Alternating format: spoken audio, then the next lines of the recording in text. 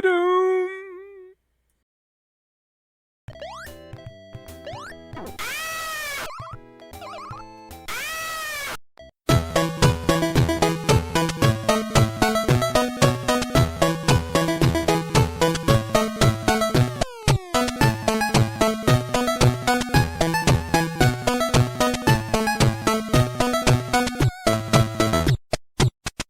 Well, Frater, you got your bags and stuff? Yeah, I got them all packed up here. Yeah, elbow packed up here. Yeah, I'm all backed up here. Let's go. 2 hours later, well, we flew into our destination here at Reykjavik. I know folks at home we've never gone out this far. It's so weird. We're so used to Continuity Town or Crackton, Ohio, or wherever location. But here we are, very nice, clean city. Very nice, very nice. So we've made our way down to the port area, and wow, we see our ship there, and oh, there's Doc Matty. He's already on the dock there, and hey, Daddy-O's, hey, yeah, good days, boys. Hey, it's not Doc Matty, it's Doc Matty. Oh, it's Doc Matty. Hee, Raider. Now, we're here for the cruise, we create some content, for the site, everybody's here, from Fire Madison, Ole Anderson, VTuber Algo's here, she's got so much potential. And, and of course, is world's oldest gamer, man. He's here, we're all here. They're already on the boat, man. Well, I just wanted to meet up with you guys, touch base. Oh yeah, we love touch base, Yeah, touch base like baseball. Yeah, sure, whatever. Yeah, so okay. So they get on the boat and head down to the cabins and it's a very basic cabin. Well, they probably just paid whatever was the lowest cabin for us, but we're well, guys. So I wonder who our neighbor is and stuff. And um, Doc Matty didn't really tell us that, yeah, I don't know. Um, eh, but maybe we'll find out later. Yeah, yeah, we'll find out later. And um, so hey, well, there's a little bar area. Well, I don't drink, or well, we know that. I'll just have some juice or something. Um. So yeah, haven't really seen anyone yet from Mechatreka. This is kind of a wild thing. Yeah, this is something. Eh, it's kind of boring. Well, it's a cruise, okay? It's a slow moving cruise. It goes like around Iceland, goes to Scotland and Amsterdam, and then finally to Portsmouth, UK, and then we're gonna head to London.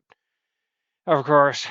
Um so, we're kind of doing things off the top of our head. We haven't had a lot of time to really plan this out.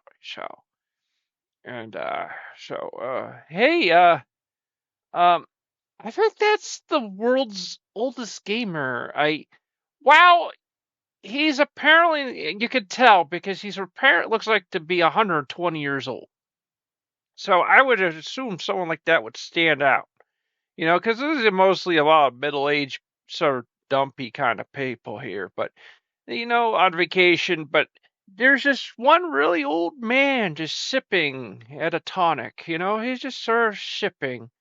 It might even be ginger ale or something. He's just sipping a ginger ale, and I think he's like writing down notes on Atari games or something. Wow, that man is dedicated to his craft. Huh?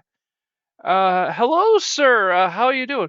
I'm the oldest gamer in the world. Whoa, that's great. Tell us your story.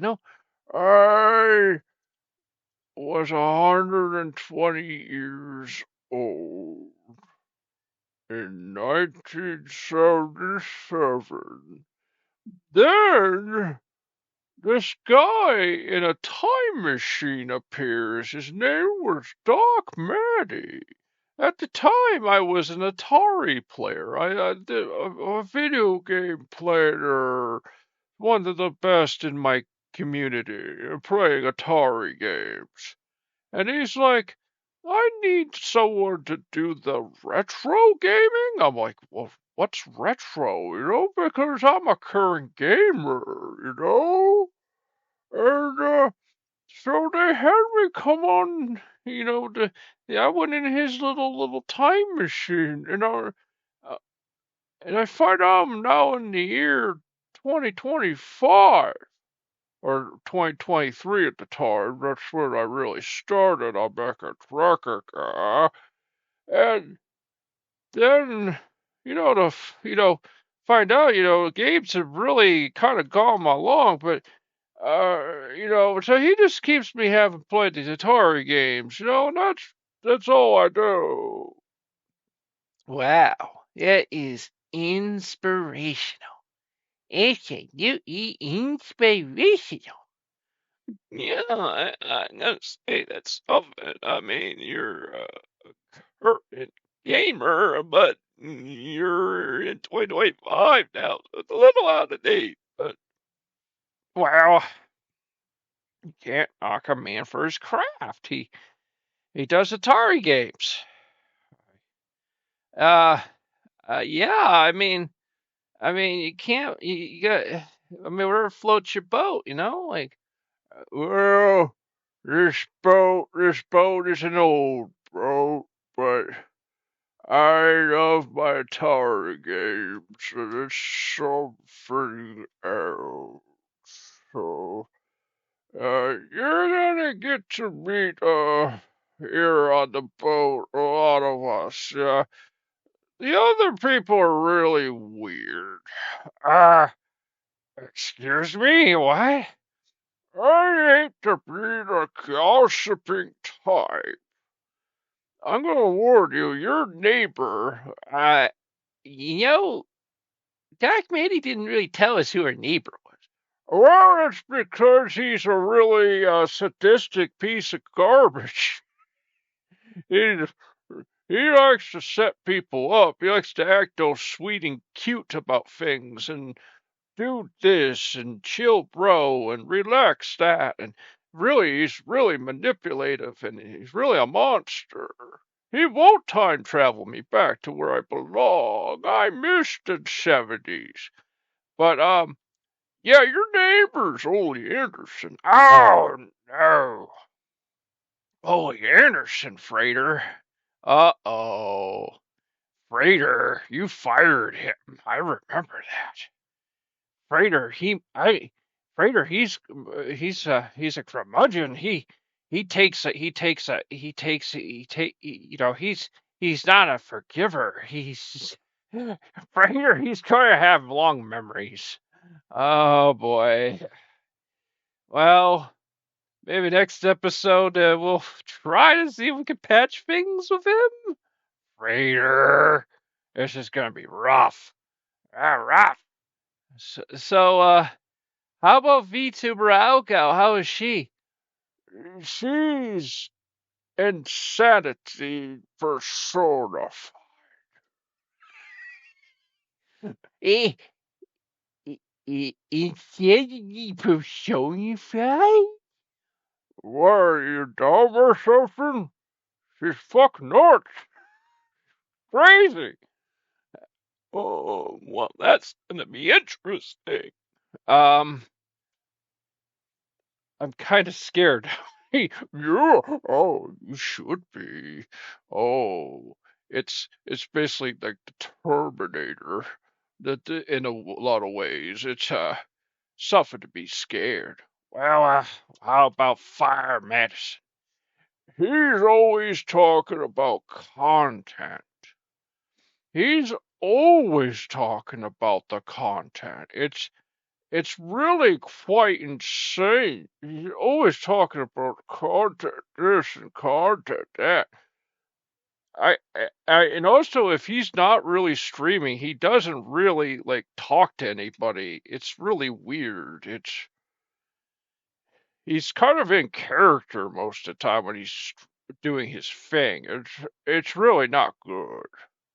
No, well, we're gonna have a really interesting time, guys. That was kind of a preview, I guess. Well, it's a new situation here. At least we got over that whole Pinkerton thing. That was nuts.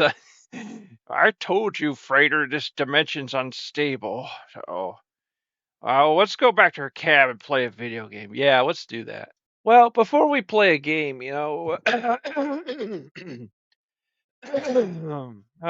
here, we're up here on the top deck of the boat with here Mr. Peck and stuff, and well, Mr. Peck, who was that over there? I don't know. He's kind of a dopey looking guy.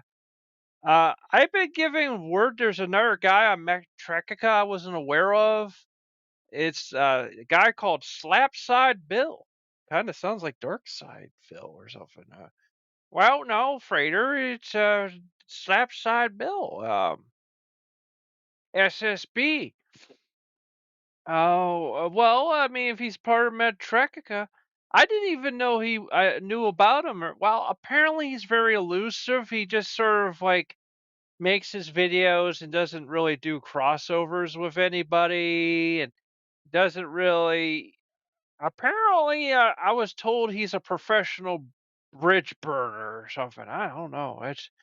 That's some weird stuff. Yeah, I would assume that is pretty weird stuff. We can at least go over and talk to him, and all right, Frater. Yeah, it doesn't hurt to go and talk to somebody. Hello, Slapside Bill. How's it going there, buddy? Yeah, hey, Slapside Bill. We're relatively new to Mechatrekica, and I hear you're quite a gamer. Hello there. This is Slapside Bill. I'm the most hated man on the internet. If you hear for and laugh, you can go fuck yourself 2 ways to Tuesday. Why? What? Go fuck myself 2 ways to Tuesday, Frater. What? No, you don't understand, sir. We're not here to laugh at you. We're just here to be friendly, good conversations and stuff. We're nice people. We just have a funny little comedy show, and it's good. Lots of laughing, lots of fun. You know. What about you, please, sir? Oh, wait, are you here for a chill stream? Well, that is much better, but so far I am struggling with this conversation, to be honest with you. Oh, wait, you are? Well, let us know. I mean, what's the issue? I mean, that we can improve to make this conversation a lot better. Yeah, I mean, come on, Slapside Bill. I mean, this isn't so bad. I mean, it's just a new experience. Just, it's just polite conversation. The issue is support. I need memberships and tips for my business, and so far for this chill stream with us there has not been any support at all. If I do not get any support, guys, I will need wage quit. Okay? Now, wait a minute here. First off, Slapside Bill, I mean, Freighter, I just think I'm starting to realize that I think this guy is like he's streaming 24/7, not just like to these people, but to in his head. He's like Everything to him is support. Everything to him is tips. He doesn't really. I gotta ask the question, Slapside Bill. Do you really like the game? I mean, I've been watching. I've been hearing some things in the background about you, and from Metrekica, and they say, well, if you don't get the support, you just wage quit. Like, what's going on? Like, buddy, you need to relax a little bit, and you know, well, to quote Doc Manny, chill a little bit, man. I mean, uh, you take things so seriously, and Oh, the camera was on the whole time? Fuck you. My business is a 24/7 operation, and if you don't get it, you can get the fuck out of here. I need that support, and I need it now, dipshits. Okay, Frater, let's move on and let's go play a game. Yeah, let's play a game. Let's get out of here quick, cause this is getting very negative, very very negative. Oh, we are back, Frater. We Frater, are we playing with the toilet? We have to clean the toilet out. We do run an arcade business here. Yeah, and a laundromat. Frater. Okay. In the laundromat, it's like I know some people would say, isn't that kind of gross? No, it's like, well, it's just a video game, it's not real people's dirty clothes, but there's kind of something like very OCD about it. It actually is very satisfying. Um, the idea of, here on Metrekica, and even, even at the other channel that we lost, that we were banned from, and Saturn Grodd Productions, that the gaming shows are all starting to do more and more simulator type games too, because really, some of them are kind of good. They're usually from an independent source, and they're not AAA games, because AAA games are usually not. They wouldn't think about people like us, and wow, it really kind of really what really got the ball rolling was that Power Wash Simulator. I guess yeah, that's a really satisfying game. But I don't know if I would care to do a game where I'm just cleaning like that. But there was times, I guess, when I was a kid and I was dishwashing and stuff like that, there was some kind of satisfying times where you're just focus on these little things you're doing and stuff, but it's very autistic and kind of, it's just very, you're sort of in your own little zone and stuff. And so, we're just sort of looking around on the computer here and kind of deciding on, well, we got to deal with the dry here. The dryer's done. And yeah, that's the only one thing when you do this, it kind of cuts into the arcade time and stuff, but it's, I don't know. I like it. It's a bit of multitasking and stuff, I don't know. Like, you need to understand, you don't need to do the laundromat. Like, you'd fake that. But you do it at first because you need the money to buy arcade machines. But once you get the arcade up and rolling, you make more money from that than the laundromat, and you can literally just abandon the laundromat. There is a part of the game where you can lose the laundromat though, because if you progress too far, you they'll replace the actual laundromat with more arcade space. Which you'd think in many ways that's a good thing, but actually, kinda, well, in my opinion, no, it isn't good. That it's, actually not good. I don't want to replace that because I enjoy that. I enjoy it too much. I mean, I admit that, yeah, if you just want to progress the game to some certain point, where you're trying to beat the game or something, yeah, but I'm not trying to be some kind of completionist with this, and so it's I'm just trying to do what just trying to um do this or whatever. Oh, business is closing, Frater. Yeah, yeah, yeah. I'm gonna have to kind of focus on that. We have to close up here. Usually what I do is like on the clock, if it's 1800, that's when I cease all laundromat services and just focus on the arcade. And then, when the business closed, I grab all the coins and it's like I said, I'm just going home now. Just screw it, just go home. And of course, I I started to develop a system of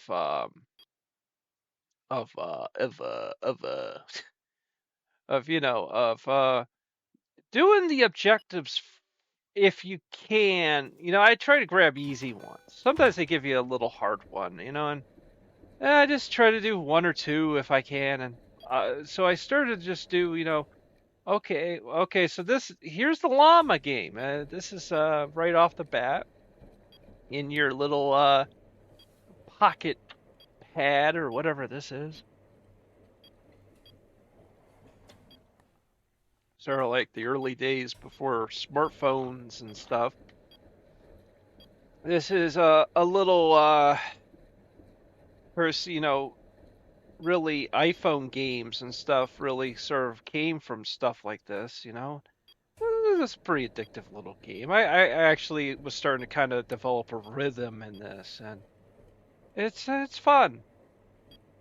So, Frater, I must talk. We're on this cruise, and I gotta say it, folks. I know you're saying at home, like, well, wouldn't it be? Are you doing this like just asking out a fourth wall? Are you actually on a cruise right now?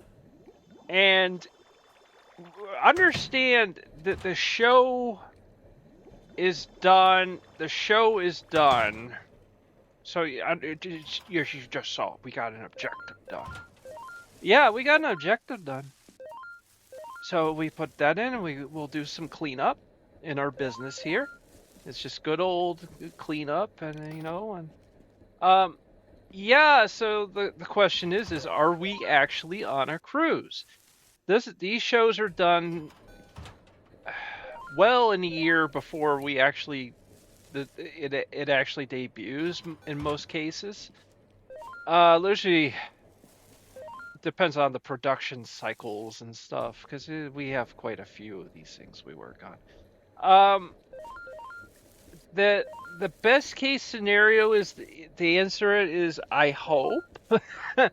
There is in fact an Iceland cruise. There is an actual fact an Iceland cruise done by I think like and that goes through like some of the other ports in Iceland. Then it heads over to Scotland and the Shetlands, not the Shetlands, the Shet Shet lands. I'm sure even they joke around about that over there. Oh, they do, I bet. Um, and then to top it off, is with you go to the Shetlands and then it heads over to Amsterdam. It's only for like 6 hours, so don't get any kind of naughty ideas. It's about 6 hours at port, so I would probably just go. If by this is you're hearing is if I actually had achieved to go on that cruise, I would have. I would just go to port or something. I would just hang around on the dock and walk around and stuff. Belch. And Then finally it's Portsmouth, and depending on how hot things are, I would head to London. I will let you know that my idea before any of this cruise stuff that I would go to London by myself anyways.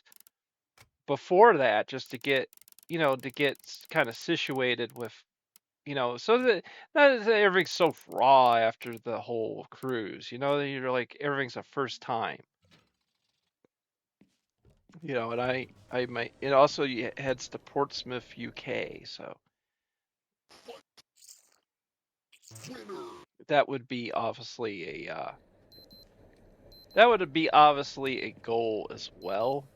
But if you're hearing this, understand there's also the opposite, that maybe just the shit hit the fan, and maybe something. I took a hit somewhere, where like you never know, when you have online businesses, man. Well, that's kind of true, Frater. That sometimes things just like go wrong, and yeah, I mean that I'm like kind of recording this, that you know I've had issues sometimes with some of the distributors I've worked with, that they could just pull your item all of a sudden, like you literally wake up and they say, oh yeah, by the way, we privated your item, and until you fix it, or and then you're like going, wait a minute, like you know that's not even their terms of service, that they can force you to fix something, and it's funny after talk to them, and it's kind of like then they're like perfectly okay with it, and then you really at first, because you think that it's like someone in management that's talking to you, and no, it's just like an agent, it's just like an operator or something, and it's like, come on, man. Like, come on, like, quote Biden or something, like come on, like really, that's bullshit. But that's, what, I'm gonna be honest with you, that's the internet. The internet is full of like really sort of strange, sort of like offshore kind of funky kind of businesses, and and I'm gonna kind of rant about it. And so you have to understand there's highs and lows to the internet. I mean, if the internet didn't exist, guys, I would just be somewhere on some night cruise somewhere still this day, and I don't even know how I'd make it, because like, as your health gets worse, then they get mad at you because you're not going fast enough. And I used to work on grocery cruise. I used to work on night cruise, and I I assume this is how people get into YouTube. Get into supplements, illegal supplements, or something to give them extra energy. You know what I'm talking about. And I'm sure that's how it is because they're trying to make a living, their bodies are hurt, and so they start getting into like painkillers or something. You know what I mean? And it's a classic issue of these kinds of things. So what I was just trying to talk about is, hopefully, God willing, and I believe that as much as these companies like to kind of sabotage people and set people up, and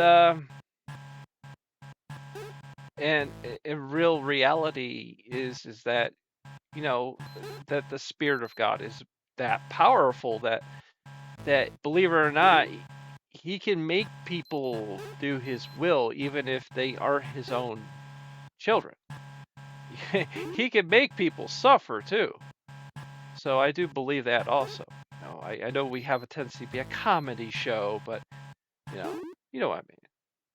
So yeah, it got kind of real there. It's well, you can kind of tell I went through some shit that day that I was recording it. It actually was funny because they pulled an item, and then they were, they kind of said, well, a customer complained about stuff. And I understand this is a product I had made literally like 15 years ago. And they had never done that before where they privated something. They Although they did do it once before, but it was because it was before they developed the system of actually telling you that you need to increase the prices, so they make a profit, but then and it actually ended up becoming a positive thing because it actually helped me to make a living because I was too shy to actually put my royalties at a rate that could actually make me live. It's because I was too conscious. I was just like, well, I don't want to gouge people, and it's because you see too much of that, and people get really mad about that. But ultimately, I had to do it because, you know, otherwise they wouldn't sell my products, you know. It's like a drop shipping thing or something. Yeah, yeah. And yeah, so it was the first time they ever pulled something. Well, I mean, they told me about an email, but I was like freaking out. I was like, what is this? And understand, I try to do the best I can with some products, but I mean, yeah, being autistic and well, some issues I've had that, yeah, sometimes you know, if there's 100 things I need to make something perfect, I usually can get about 95. And yeah, and then of course all it takes is someone actually discovering the 5 things you did wrong, and then like I just I don't know. I just I kind of say it that my product isn't like it's not like R&D like some Coca-Cola or something. It's just an independent sort of almost like an artsy Etsy kind of thing. It's kind of it is what you get. That there is other things out there. And as we speak, I have found our alternatives to the thing I sell to. So if you want to diversify the thing you're looking into, you can go in that route. It's just this works well for me. Probably you should get into something else eventually. Should if I can think of what it is. You know, is it writing? Is it I don't know. It's a big question. And I know a person could say, well, wait, you do this show, you do this, you do, can't you go on like Kick? And I have never, well, hold on a second. Hold on a second.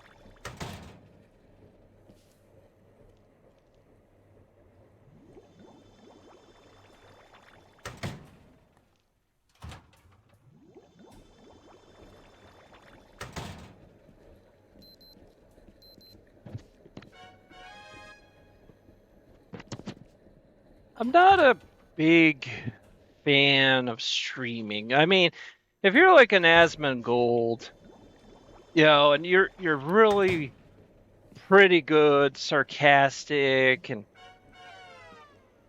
you have to be careful, but you have to also understand there's reasons why people watch him and they don't look for new Asmonds. They they got him. They have the ones they stick to. Um, it's very difficult to find new niches because like on Twitch, for example, I mean, it's there's a reason why you can find lots of streams where there's just one viewer. because because it's just nobody's looking. I used to on Twitch, I used to have um moments where I would look for new streamers because it was fun. It was fun to see if to see how somebody does something. It's but then I would usually sometimes, I still do it. Sometimes they recommend VTubers to me, and I'll check these girls out, and well, check them out, Frater. Well, no, because actually they look like little cartoon characters. They have a cute voice, but that could be a voice changer. Guys, look, I'll be honest with you, when I was like 8 years old, 9 years old, I thought the princess from Captain N the Game Master was a very beautiful woman, and I had a crush on her. I was 10. I was 10. Maybe 9. I can't really remember ages. You can look up Captain N the Game Master. I'm sure people have uploaded that to YouTube. And I'm sure you can find it somewhere on some streaming service somewhere. It was basically a bad corporate take on the video game industry. Like it basically was the beginnings of like, companies trying to like interpret Nintendo products into real kind of, cartoon products. And and it worked well with Super Mario. It's not that hard, but then they'd have Simon Belmont as a complete goofball, and it's like, but I like Simon Belmont. I like Simon's Quest. Well, did I really like it? I don't really. I like the environment. I like the sort of gothic environment of Simon's Quest. But I'll be honest with you, it wasn't all that great sometimes. So, like I said, finding another niche on the internet today, I find is that trends on the internet, there's hot new trends, but then things happen where the trend is either now oversaturated, and there's a lot of oversaturated trends now on the internet. And so, like for example, people say, well, about TikTok, and and that's a trend. Indeed, that is a trend. But that'll get oversaturated too. And so, nonetheless, gotta do my the dryer now. I'm just like a laundromat woman now. Just a laundromat woman, just working there, doing your best. Yep, exactly. I think it's a little too late to do any more laundry. Just gonna finish up the stuff I'm doing, and then whatever, Rank A. A little slower, but go back to stack 'em. Yeah, so like for example, like somebody will say, well, what about the highs and lows of Bitcoin, like doing crypto stuff? And yeah, I guess if you want to do that, but you also have to understand that there used to be a time when crypto wasn't taxed. It used to, well, it's never that it wasn't taxed. It's just that the governments of the world were just starting to wake up to it. That's usually it. That with different trends, like for example, there's the emulator trend. That back in the days you could find an emulator of any kind of video game system you ever wanted, and it was up to you to find the ROMs. Because remember, they're just selling they're just giving away a free emulator here. There's no games. It just can perfectly emulate a Nintendo system or whatever. And that was back in the day. There was a time where you can even go to a whole website and find every game Nintendo ever made for free.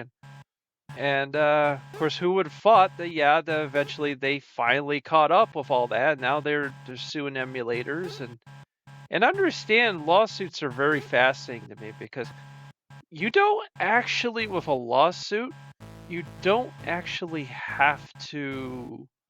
Oh dear. Oh dear. Uh-oh, Frater. Yeah, it's gotten complicated. So let's see here. We got.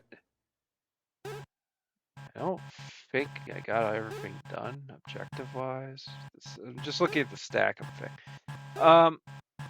We're going for a full show here. We usually kind of cut the commentary. Well, yeah, I had a lot of things on my mind at the time, and so Bitcoin, yeah, they finally moved fast enough. The IRS, all that, if they know you got crypto going and all that, they can ask for their pint of blood. Give on to Caesar what is Caesar's, if you know what I mean, and so that trend is now. Of course, you would then now ask the question, and I heard someone say this, and I think that's very good what he said.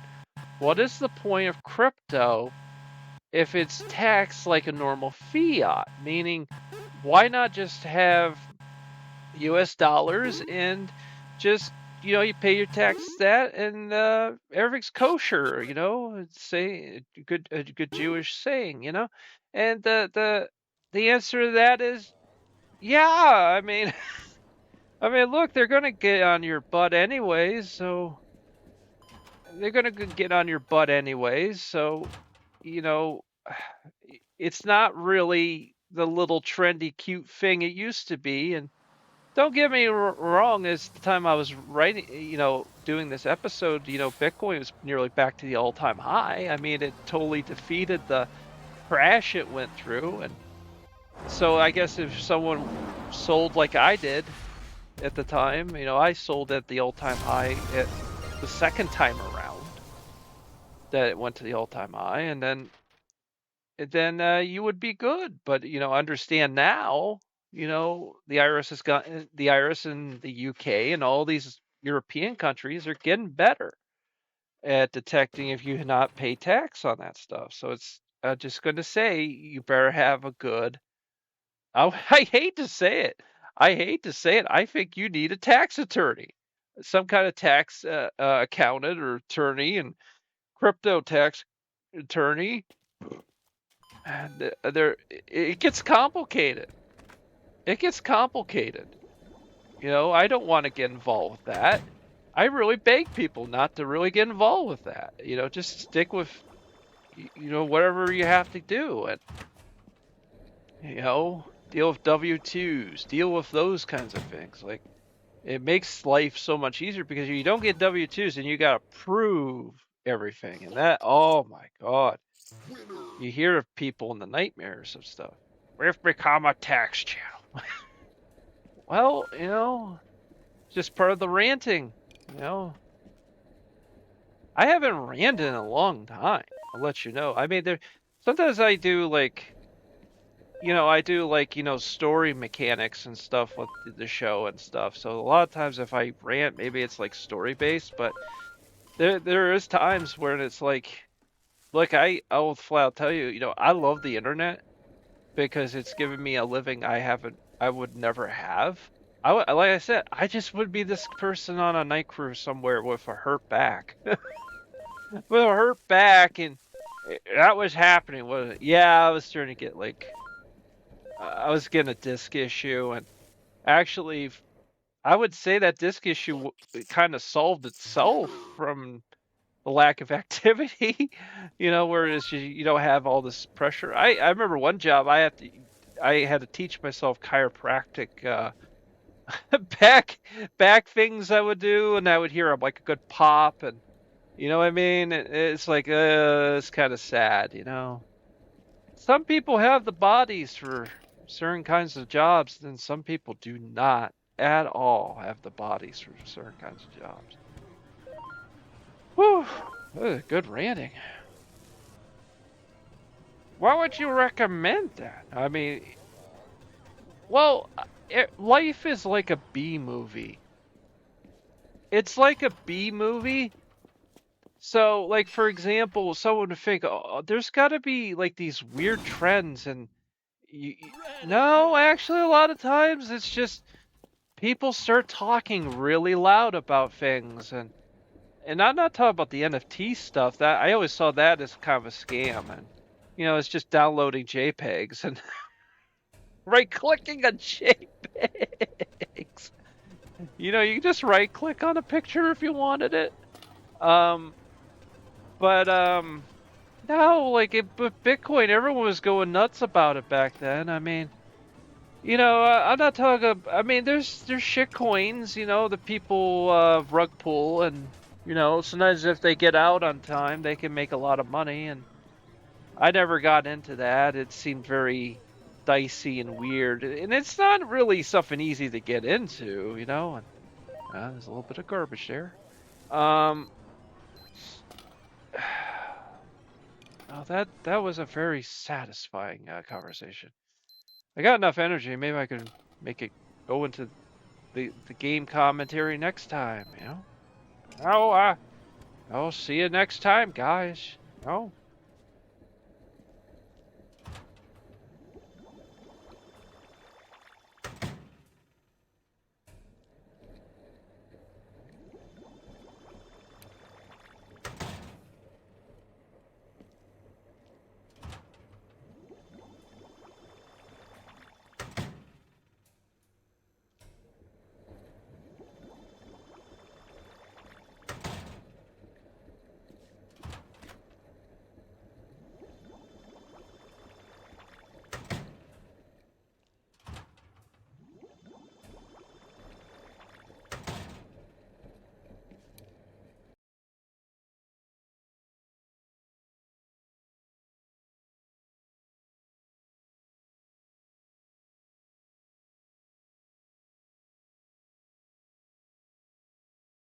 About Sateringrad Production.